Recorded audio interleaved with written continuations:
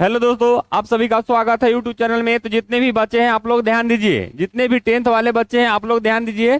देखिए, अगर इस तरह का क्वेश्चन रहे तो सबसे पहले आप लोग क्या क्या करना है। सबसे पहले आप लोग मान सारणी याद कीजिएगा, तब आप लोग ये सब क्वेश्चन आप लोग बना सकते हैं। ऐसे कभी नहीं बना सकते हैं। तो चलिए देखिए, सबसे पहले क्या होता है इसमें, सबका मान याद करना होता है। साइन 60 डिग्री हो गया, टेन कॉस का हो गया, कौसे का हो गया। सबका मान सारणी आप लोग सबसे पहले याद रखिए, ठीक ना। अब देखिए यहाँ दिया हुआ है क्या, sine 60 degree into cos 30 degree, sine 30 degree, cos 60 degree, ठीक ना। अब चलिए ये सब का मान भरेंगे। कब मान भरेंगे, जब हमको याद रहेगा तब ना भर पाएंगे। तो आप लोग को बार बार बोलते हैं, आप लोग याद रखिए, समझ गए ना। अब देखिए साइन 60 डिग्री का मान कितना होता है, √3/2, समझ गए।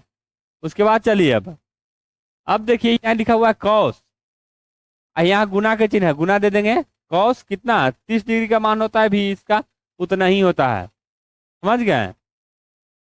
√3/2। अब देखिए कोई अंक ने अगर गुना करिएगा, रूट में रहेगा यहाँ पर ही, समझ गए।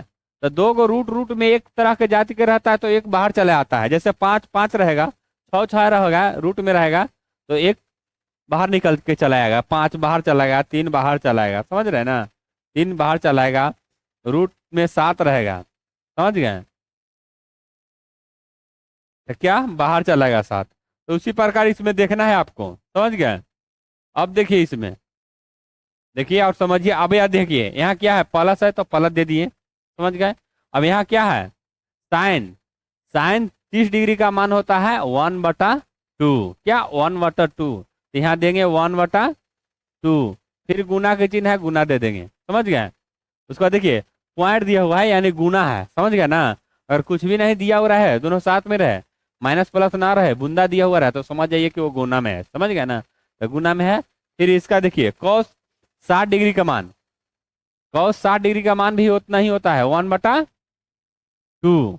अब चलिए ये दोनों में गुना करेंगे, √3 में √3 से गुना करेंगे तो क्या हो जाएगा, 3, समझ गए। और 2 2 में गुना करेंगे तो रूट में नहीं रहेगा, 2 2 बाहर है ना, और रूट अंदर है, अंदर है नंबर। अब ये दोनों में गुना किया है, तो कितना हो गया 4। अब यहाँ प्लस चिन्ह है, प्लस कर देंगे। ये दोनों में गुना हुआ था, एक हुआ ना।